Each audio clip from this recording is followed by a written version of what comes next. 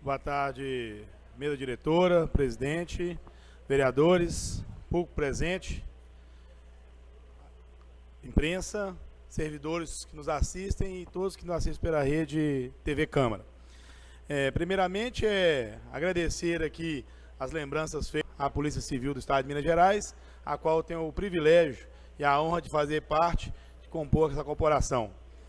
E ao longo desses anos, sabemos o quanto é difícil trabalhar nas ruas combatendo o crime, porque quem comete crime não tem nenhum tipo de critério, só tem um objetivo, né? Ser infrator.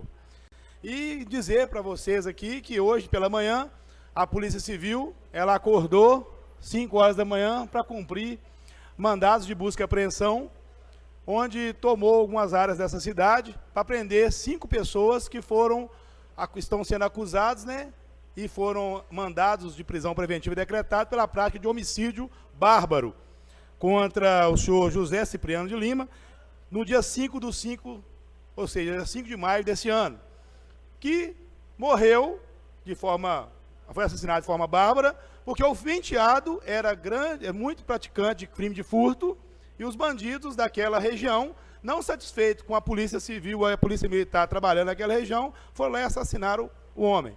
E a Polícia Civil foi lá e deu a resposta rápida e prendeu hoje 5 pessoas, e a Polícia Civil acordou às ruas 5 horas da manhã e dizendo com o recado seguinte: não tem lugar nessa cidade que a polícia não entra não. Aqui é a cidade ordeira, uma cidade boa de se viver e com autoridades competentes para combater o crime à altura. Então, nosso parabéns ao delegado regional, doutor Tiago, que comandou a operação, juntamente com o doutor Eduardo, delegado da Delegacia de Homicídios dessa cidade. Nossos parabéns.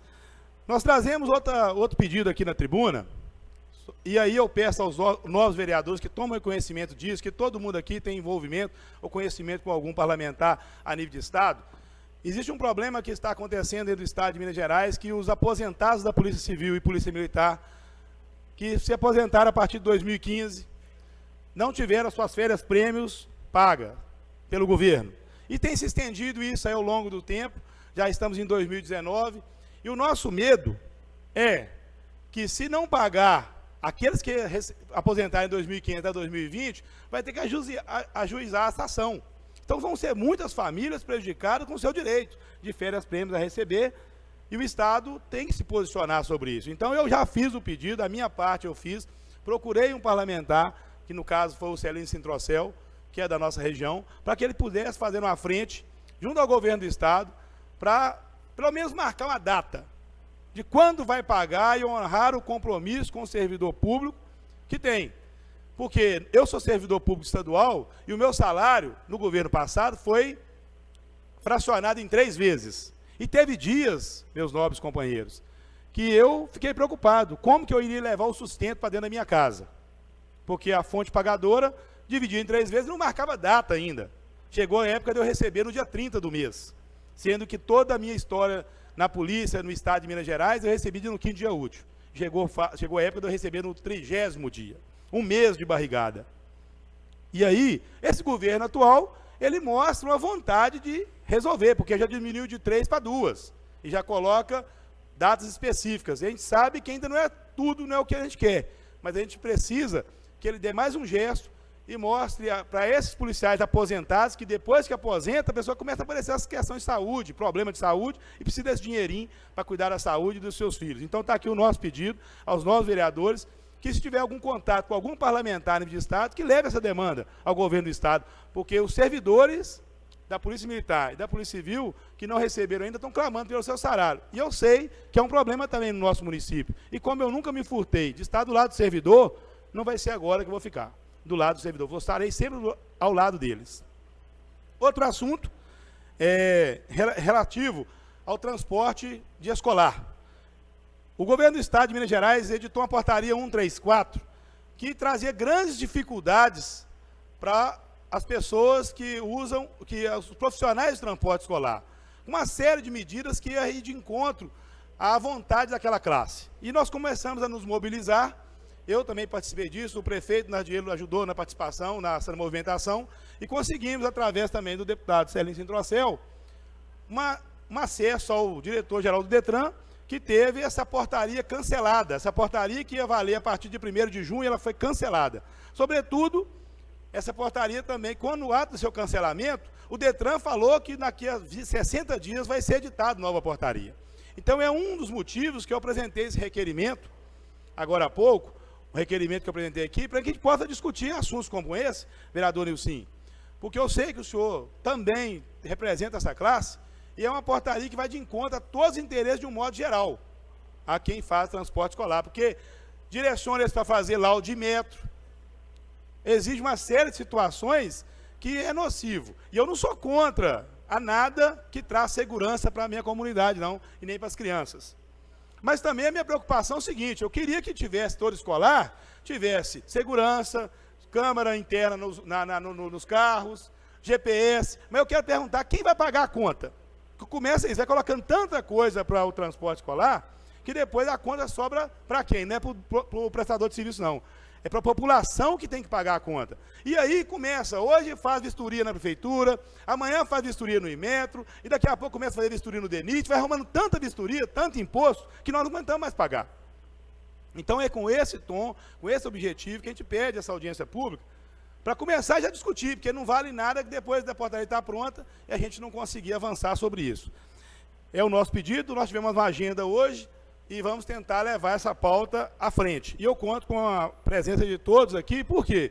Porque é um assunto que quanto mais pessoas envolvidas, a gente consegue solucionar mais rápido os problemas, ou até que impeça algum tipo de maldade com a classe que tanto sofre. E, no último assunto, que eu trago aqui pelo meu pouco tempo, eu manifestei ontem, na última reunião, sobre a questão do bar do Balaio e do rolezinho do bairro Cidade Nobre.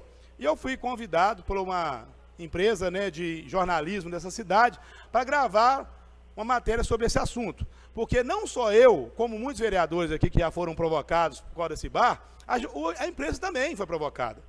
E a gente ouviu moradores vizinhos, eu ouvi os proprietários do bar numa conversa informal, e aí ficou bem latente que ele afirmou para mim que ele não tem alvará de localização de funcionamento para aquele bar, que ele tem 10 anos que funciona e que agora ele protocolou e aguarda a que a prefeitura possa emitir o alvará.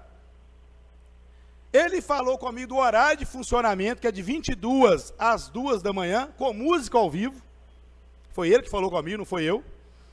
E disse que ele não é a favor de nenhum tipo de prática de crime. Tenho certeza absoluta, me pareceu um cara muito decente, um cara sério. Sobretudo, eu ouvi vizinhos de frente, que dissem, pasmem agora, vereadores, pasmem, que a mureta da varanda desse vizinho é utilizada diariamente para que criminosos espalhem cocaína para cheirar naquele local. E toda vez que ele vai buscar ajuda, ele escuta dos criminosos e das pessoas que gerenciam o ambiente que, se não está satisfeito, mude de lugar. Ora, aí não. Aí começa a complicar, né? E foi o meu tom que eu falei no dia. Aí não, o bar está lá incomodando, o horário de 22 às 2 da manhã é impróprio, com música ao vivo, e a lei do silêncio. Então a comunidade inteira reclama disso. A comunidade inteira fala isso, e no momento que eu estava dando entrevista para aquela empresa de jornalismo, os vizinhos vinham toda hora, queriam manifestar, queriam falar, e se o jornalismo não se preocupe, não sai, ele não tinha tempo, ele ficava o dia inteiro ali na pauta. E é muito simples, todo mundo que andar, vai ali no bairro Caçula, e não é culpa do bar, não, é culpa de uma série de pessoas mesmo do bar. Porque se fiscalizar direito, ele não vai funcionar nesse horário. Primeiro que ele não tinha nem que estar funcionando, mas nós vamos lutar para ter o funcionamento dele com o alvará liberado, porque nós preocupamos com a pessoa que quer levar dinheiro para sua casa também, mas dentro das normas e das regras. Então nós vamos oficiar aqui aos órgãos de segurança, tanto a Polícia Militar quanto a Polícia Civil, porque denúncias foram graves ali. Nós vamos oficiar a Prefeitura Municipal de Patinga, para que possa fazer as vistorias necessárias e liberar o alvará para aquele estabelecimento comercial funcionar, porque nós temos que estimular a arrecadação, estimular a geração de emprego e renda dentro da normalidade. Mas nós vamos, muito mais que isso, nós estamos aqui preocupando com a pauta onde que a comunidade possa se organizar e que a gente não fique sem graça e não se sinta nem um pouco pressionado, como eu me senti, num dado momento, uma pessoa falou comigo, vamos lá agora, no vizinho, para ver se tem coragem de falar na minha frente, o que ele falou aqui, eu fui de processo e falo o seguinte, eu falei com uma pessoa, falei, olha, não tem mesmo não, Se você mesmo está falando que tem medo dos marginais que frequentam aqui essa região, imagina um vizinho de 80 anos. A polícia militar não é culpada disso não, porque também foi outra solução. Se manter a polícia militar passando toda hora aqui, o meu bar não vai ter marginal. Ora, peraí, ué. A polícia militar não pode trabalhar por causa de um estabelecimento só, não. Então nós temos que preocupar, sim, porque quando você começa a mexer um pouquinho, aí você já começa a ver que outras pessoas têm interesse e começam a manipular e tentar passar a mão na cabeça. O que nós temos que agir aqui é de forma séria. A comunidade está clamando, não é novidade para ninguém. Estou terminando, presidente. Não é novidade para ninguém, nem para Vossa Excelência, né, presidente, sobre esse bar. E agora, começou a falar um pouquinho, já começa todo mundo arrepiando. E o nosso arrepio é para que solucione o problema e termine com aquela bagunça que existe ali no caçula, em frente àquele bar. Muito obrigado.